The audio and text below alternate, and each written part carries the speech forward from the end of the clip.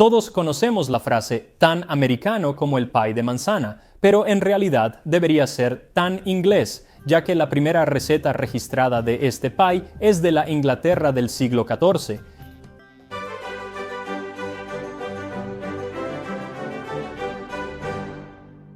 La receta de hoy es de mi libro de cocina histórico favorito, The Form of Curry, que significa método adecuado de cocina y data de 1390.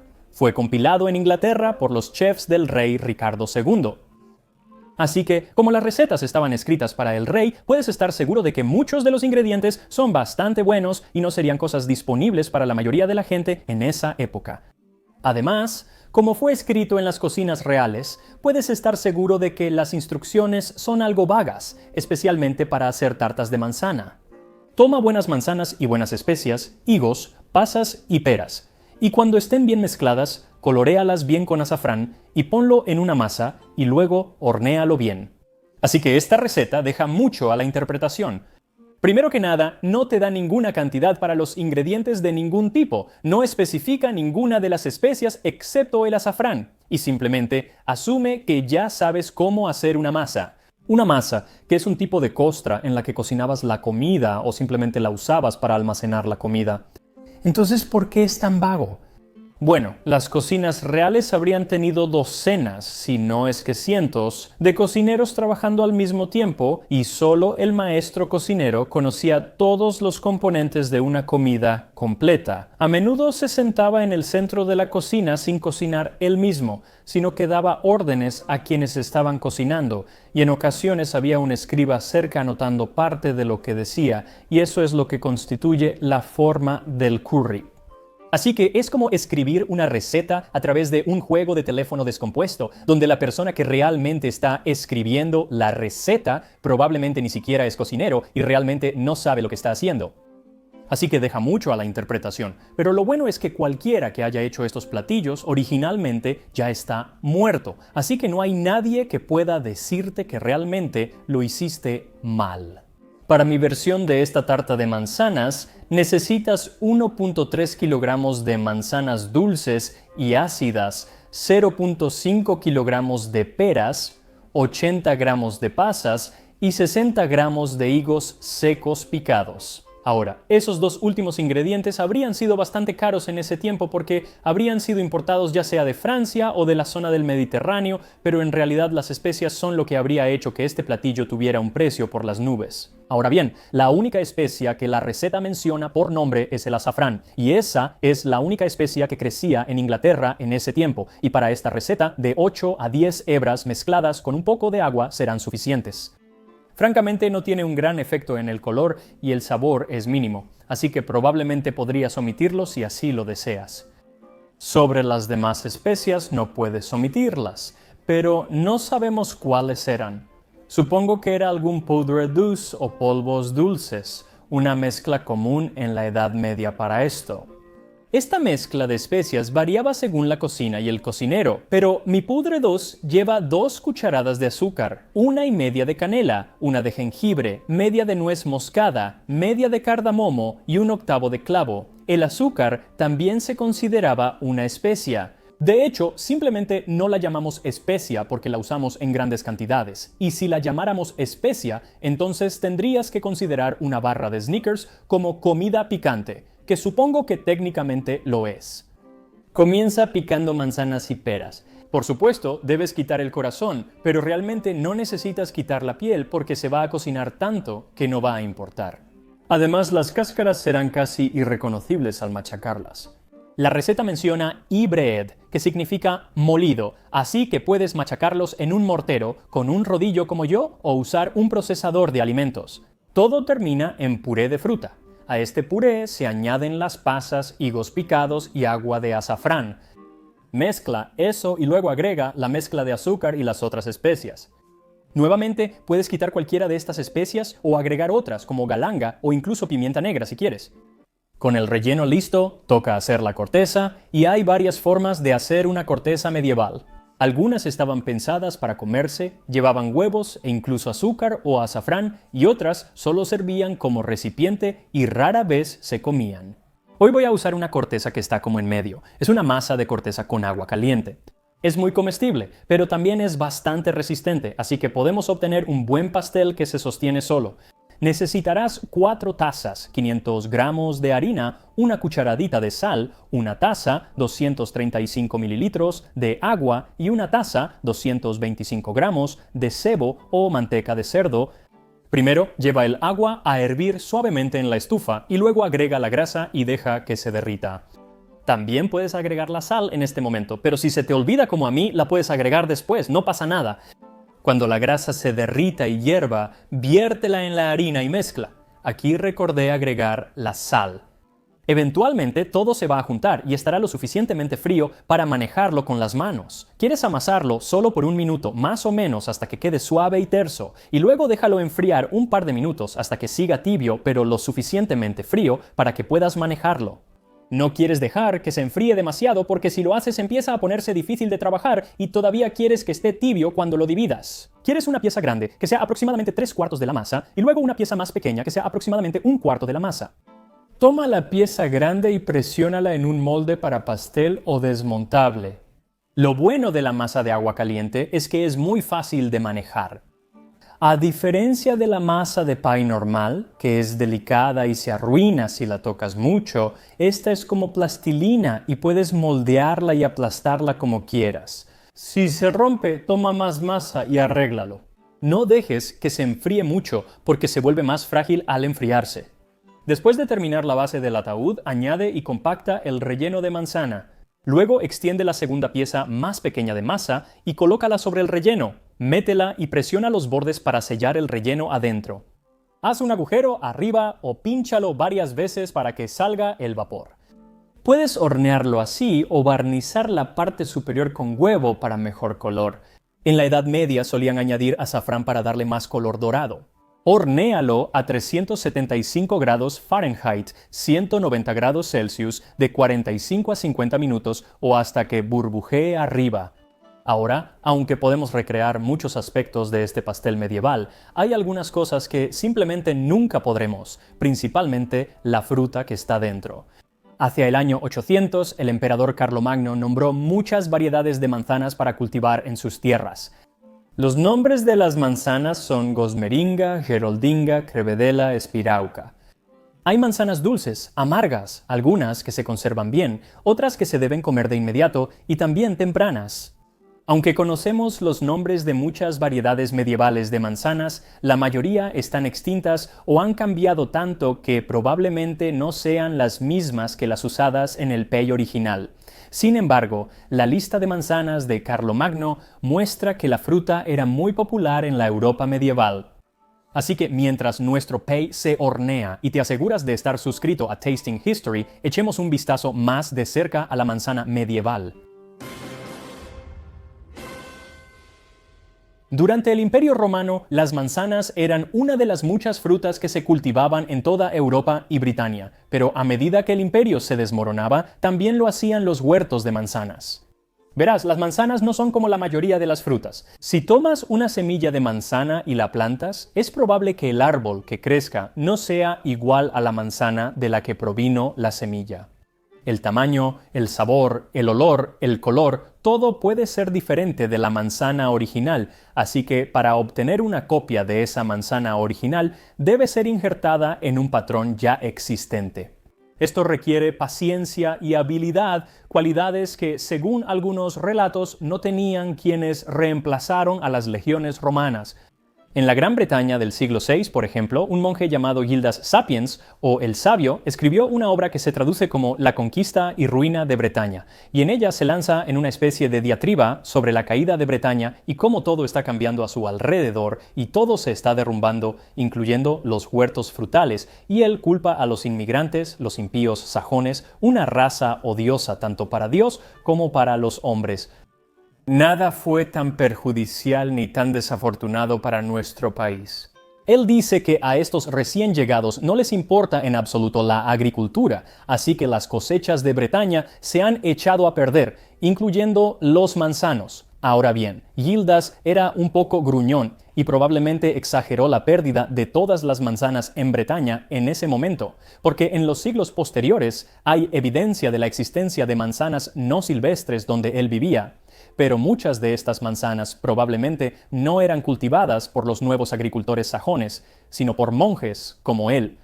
Gran parte del conocimiento agrícola conocido por los romanos sobrevivió gracias a los monasterios de Europa, ya que a menudo se comprometían a cultivar la mayor parte, si no toda, de su propia comida para no tener que salir de los muros de sus monasterios, y cuando establecían nuevos monasterios, a menudo llevaban ese conocimiento junto con los injertos reales de árboles para difundir diferentes tipos de frutas por toda Europa.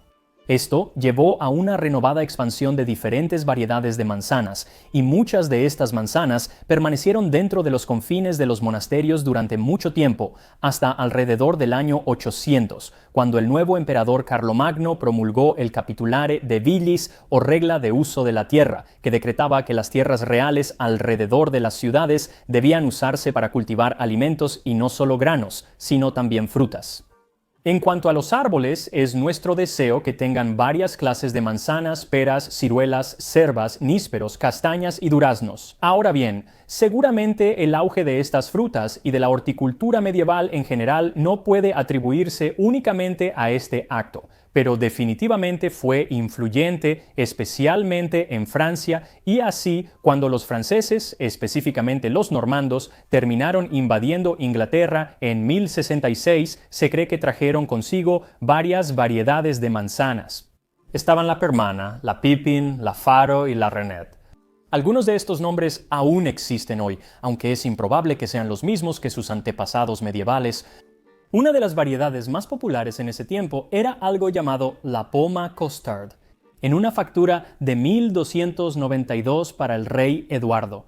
Primero se menciona un frutero, y en 1296 un chelín compraba 100 manzanas Costard en Oxford. Aunque parece una gran oferta, el trabajador promedio ganaba poco más de un chelín a la semana, así que eran manzanas caras.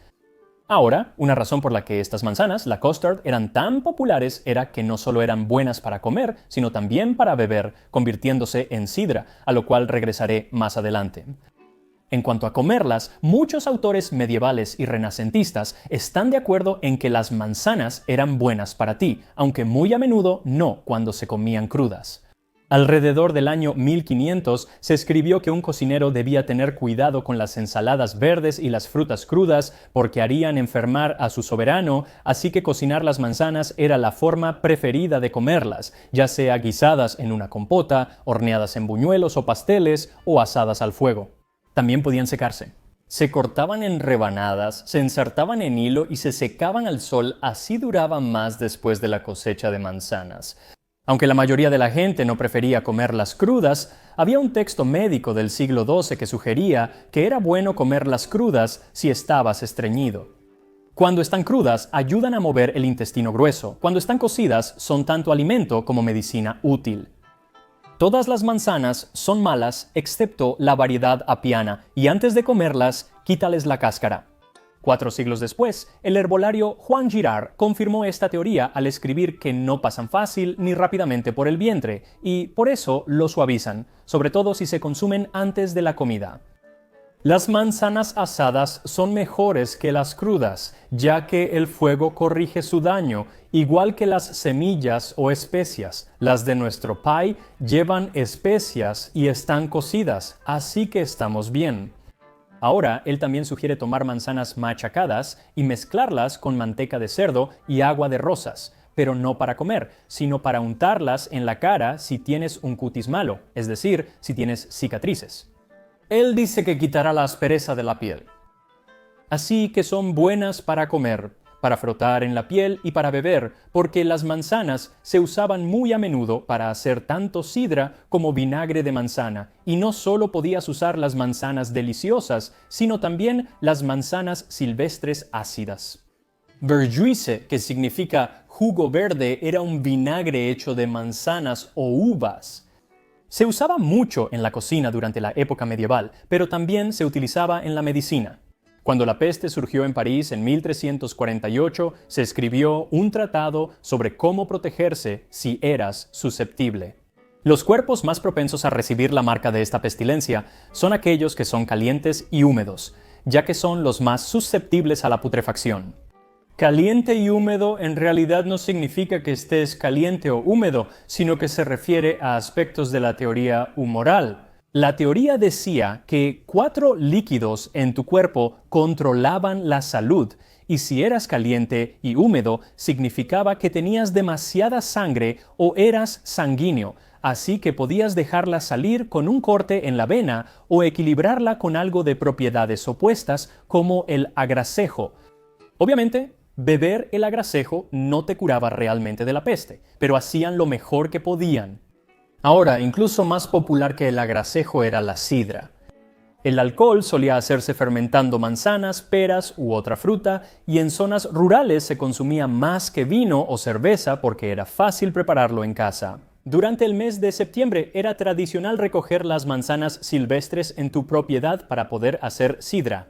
Esta actividad aparece en la obra de 1573, 500 puntos de buena labranza, que recomienda en septiembre castrar toros y carneros, sembrar estanques, arreglar presas, vender lana Webster, recoger fruta, cosechar uvas y, por miedo a ladronas, recoger manzanas silvestres. Tuve que buscar el significado de 2 palabras.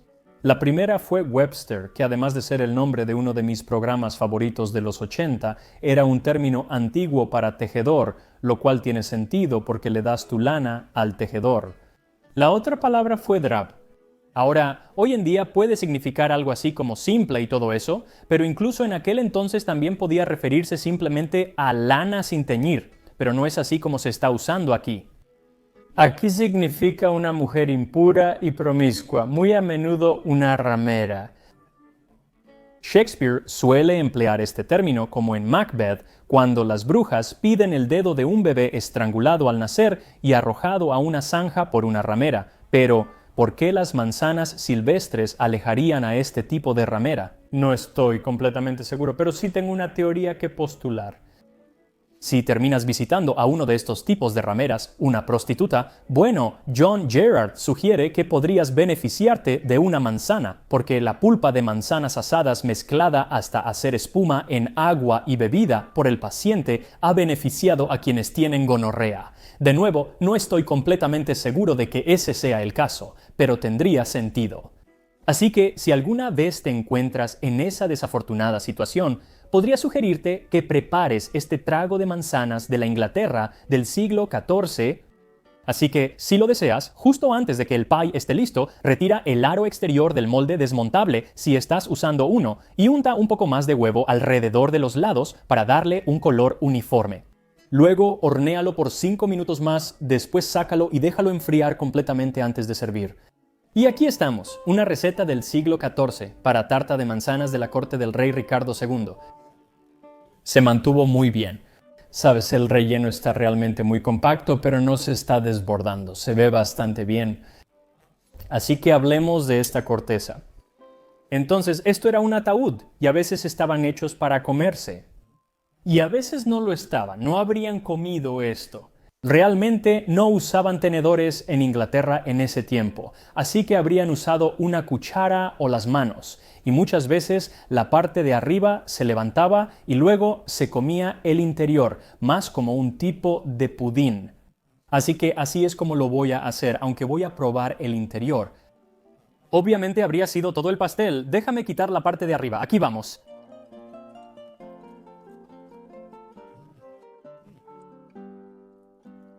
Eso está realmente bueno. No está demasiado dulce. Esto tiene muy poca azúcar, así que obtienes toda la dulzura de las manzanas, las peras y las frutas secas. Y luego las especias son muy fuertes, pero muy agradables.